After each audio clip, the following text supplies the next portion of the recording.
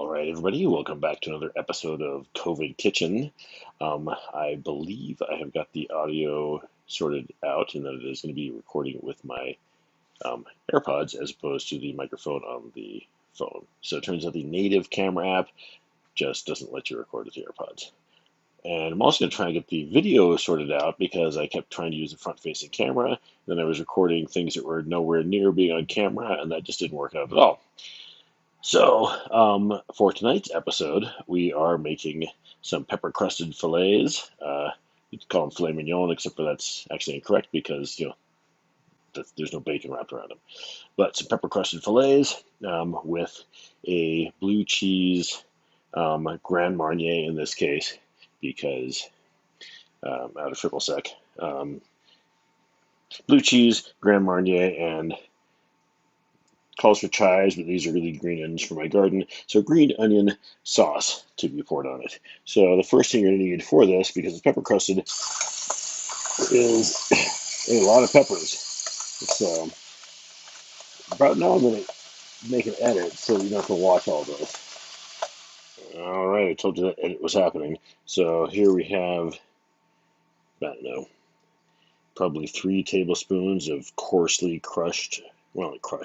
ground pepper. So I'm going to take this pepper and I'm going to add to it some olive oil. Okay. Supposed to be basically equal parts olive oil and pepper. And that's probably pretty close. And we're going to cook this stuff for a little bit over some medium heat. I'm going to eventually turn the heat down because I want it to sort of simmer really slowly for a while. The reason this is happening is to tame the bite of the pepper.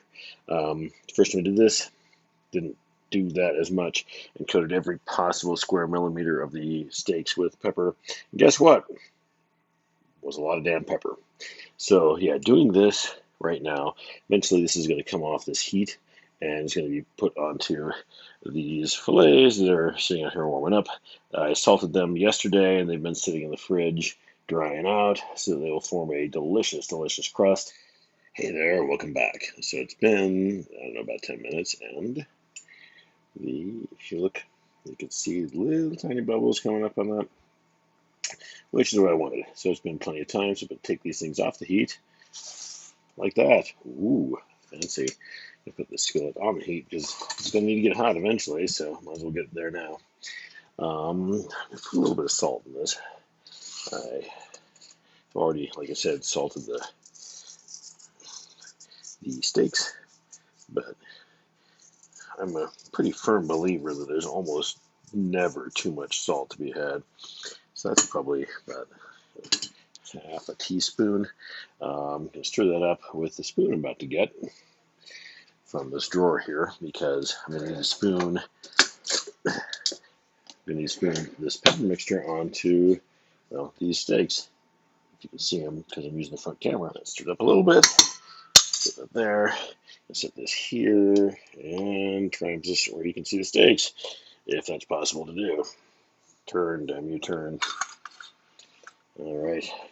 Okay, so those are a couple fillets. The reason these are being eaten tonight is because they were discovered in the freezer while looking for something else. Okay, look, there's these fillets in here. They could be consumed. So they are going to be. All right. And so that's a bit much of that. These are not as warm as I would prefer right now. They've only been out for about half an hour. But I'll get there. And then some of this over here. Put a bit much of that too, actually. Alright. So, yeah. The first time I did this, like I said, I packed every square millimeter of these fillets with peppercorns. So they're on the sides, they're on the top, they're on the bottom, and holy crap was that pungent. So I generally like some pepper, but wow, it was all the pepper. It was not really steak with pepper, it was pepper with an underlying matrix to hold up the pepper. That's what it really wound up being. So, all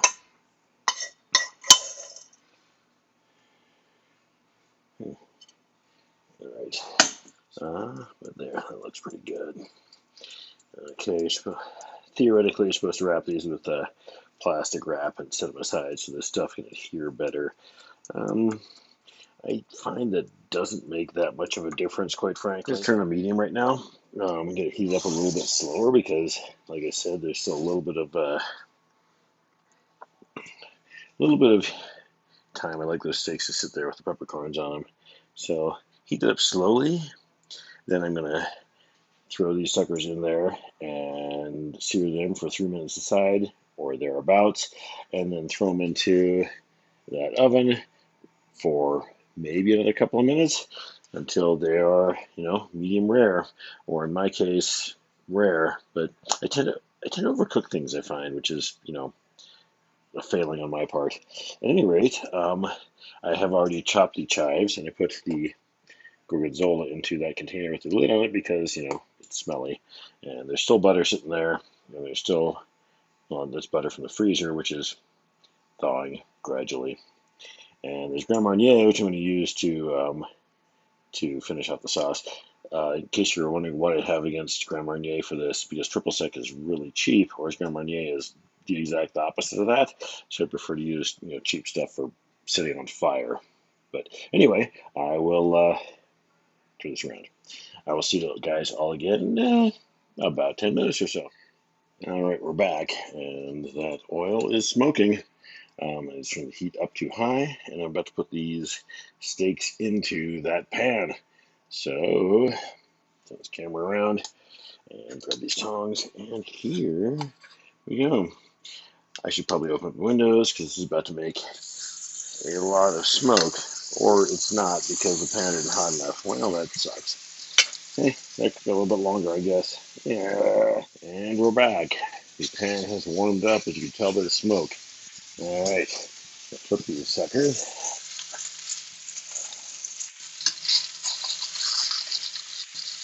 There we go.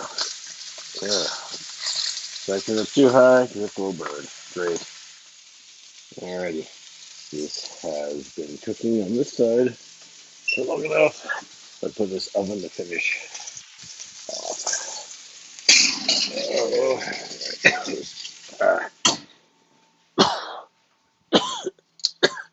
Oh, all right, and it's considerably smoky here in the house. You notice the smoke detector up here? I put that in, 15 years ago, which was really stupid. And as you can tell, it has no batteries for about that much time. I should probably just take it off the roof. But yeah, it can be smoky in here for, well, a long time. Not a long time. A little bit. Some. It's going to be smoky in here for some. Got the door, the window. Windows over there are open. So it'll clear out eventually. It's really worth it to have delicious steaks, even if, part of one side is a little burned. Okay, this is going to be weird to film because I'm trying to take some temperatures of these steaks. So I'm going to put this right here. See what's going on with the steaks. There's that.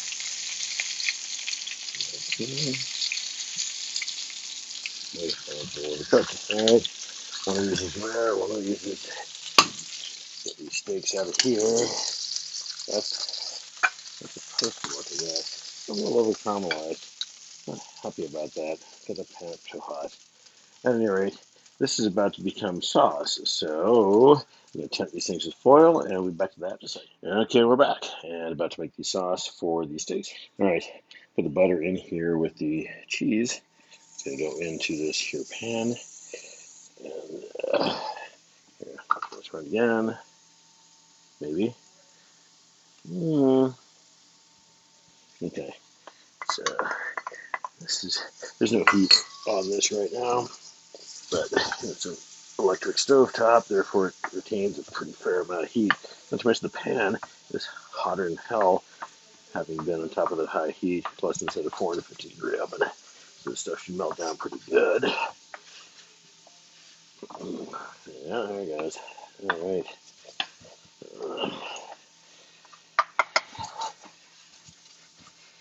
All right. So slap some onions in here. Run a little bit. Having a shallot would be nice, but I haven't got a shallot.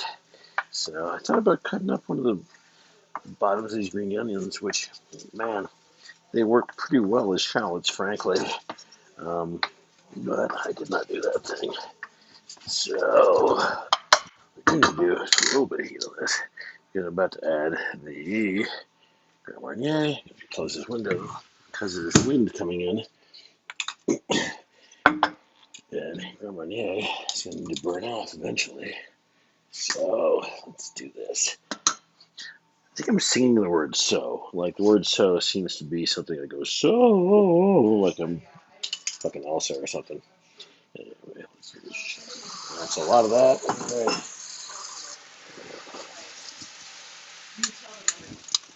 All right, that worked.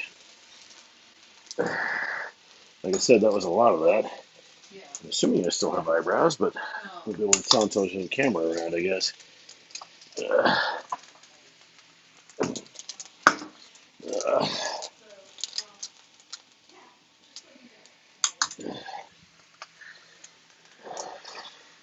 so this should have a delicious orange brandy flavor. Obviously without the alcohol, because all that is up in a huge ball of flame. This will go on top of the steaks after they've rested appropriate amount of time and have been sliced. So, as we're done with this at this point, I'll put this thing on pause. Okay, Nigel is about to be the first person to try this, which is the, like that? Okay. Oh, I think he likes it. Yeah, at least he didn't spit it out. That was nice. All right. So, one satisfied customer. All right, here we go. The peppers were a little burnt on the top. So to cut those off, not cut, scrape. And this, as you can see, yeah, it's a little more well done than I would like, certainly. That's like a solid medium right there.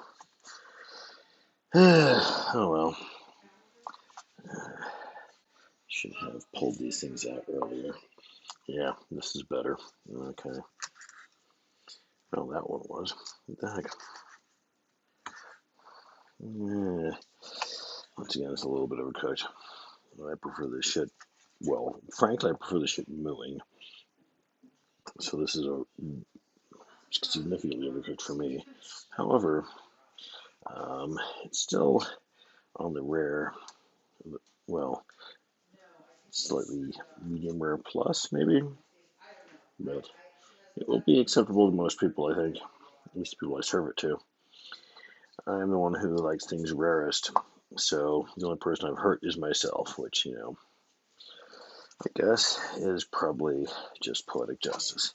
Anyway, you guys have a great week, and we'll talk to you later.